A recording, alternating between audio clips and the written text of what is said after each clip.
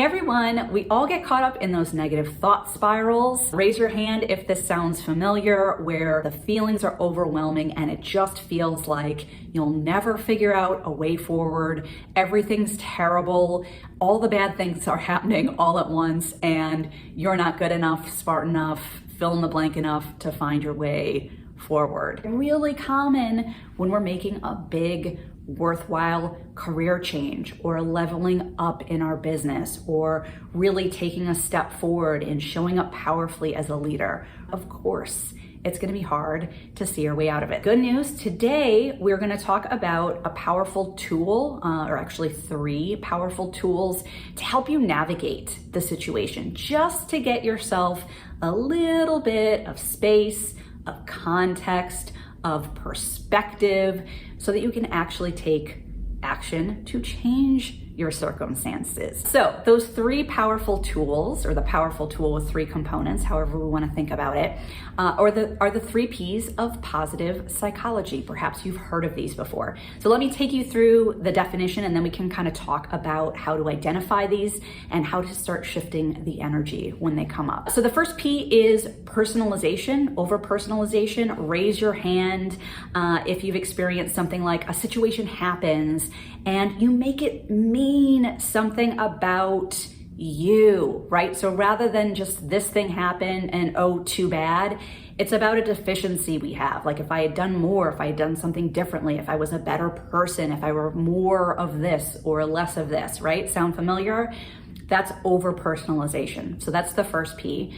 The second P is pervasiveness, right? This idea that it's everything. The bad thing that happened or the bad feelings I have are everywhere and they infect literally every single aspect of my career and life, right? Makes it really hard to see a way to a solution when it feels like nothing's good, everything sucks, right?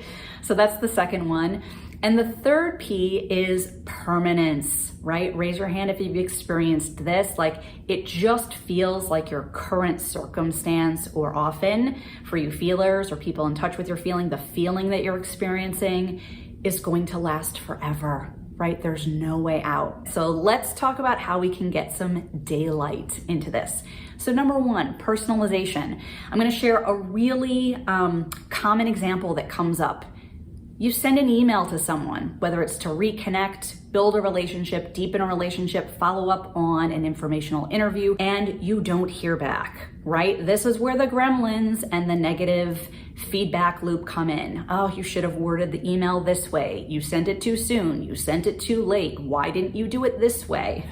If only you were more fill in the blank, then they would have responded. Sound familiar? Comes up a lot, so you're not alone. So what is the antidote? What is the way to try to get some space? I want you're making up stories anyway, right? I want you to come up with just 10 other possibilities, right? Why might they not have responded? Just give yourself some space to think about what are the other potential scenarios that, here's the key, that have nothing to do with you. Right? And I want you to mind your own experience, right? Where you maybe haven't gotten back to that email. So the idea here is just to challenge the idea that the only scenario is that it's something that you didn't or did do, or it's something that you lack or could have done better, right? There are so many other explanations and most of the time it has nothing to do with you. What's the benefit of this? When you depersonalize it and don't make it mean something about yourself, you are more likely to just follow up to that email. Hey, I'm still here, still curious about the question, moving this to the top of your inbox. And what happens 99% of the time is the person immediately responds, profusely apologizes, and then we're back on track, right? Okay, so that's over personalization. Second one, let us talk about pervasiveness. And hopefully, so let me give you an example from my own life. This kind of when it rains, it pours example, right? So I had a bunch of health issues that just kind of cropped up out of nowhere. I had some housing issues happening. I had someone in the business context break a commitment last minute and just completely leave me in a lurch. And it was just this overwhelming, like, oh my gosh, what's next, right? So first and foremost, obviously, when it rains, it pours. If you can find the humor in the situation, right? If you can just kind of find some levity to be like, of course, everything's going wrong right now, or of course, everything feels like it's going wrong right now, that's beautiful. And understandable, sometimes it takes a little time to find the humor. Sometimes it's a little bit too painful in the moment. And so I encourage you, it gets all tied up in this woolly knot, right? Everything's terrible, nothing's working, right? Try to pull the pieces apart. Okay, health, I'm gonna go to physical therapy, right? Oh, I'm really busy this week and feel overwhelmed. Next week, I'm gonna get a respite and relief. I have vacation planned or whatever it is. And just kind of try to pull the pieces apart.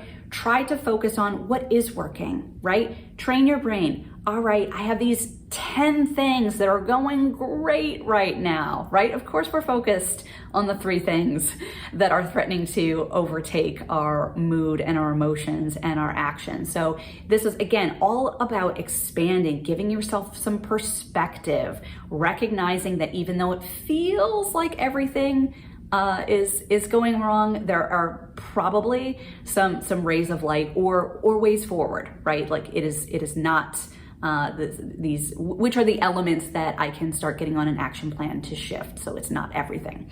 And this rolls right into, like, a lot of times it's everything all the time, right? Or everything permanently. I'm never gonna find my way out of this.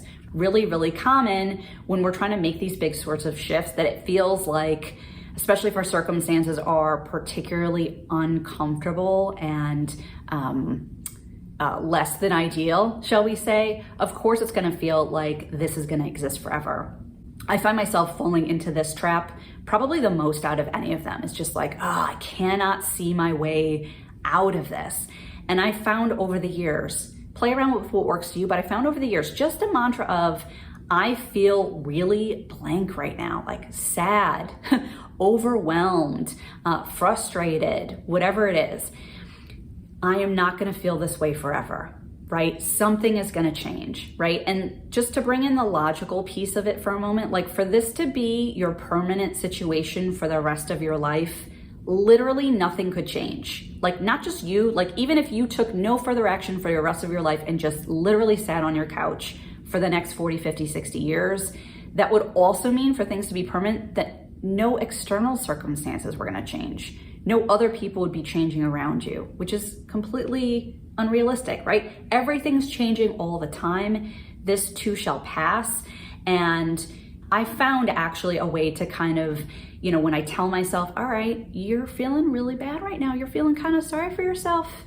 It's okay. This is not gonna last forever. Go ahead and wallow. Give yourself time to wallow. I bet you at this time tomorrow, you are gonna feel really differently. And I found that just even giving myself that acknowledgement, that space, that this is not gonna be forever, actually helps me shift more quickly, if that makes sense. Because I'm not trying to deny it. I'm not trying to like snap out of it or shift out of it prematurely. I'm acknowledging, I'm staying present to the emotion, and I'm also being realistic. Okay, there's no way this is gonna last forever.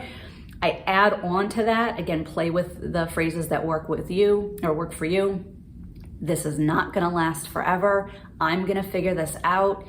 Even if this is feeling really insurmountable right now, I'm gonna find my way out of this, right? Just self-talk that expands beyond the current moment and allows you to see that just because you're feeling this now does not mean it's gonna be your situation interminably into the future.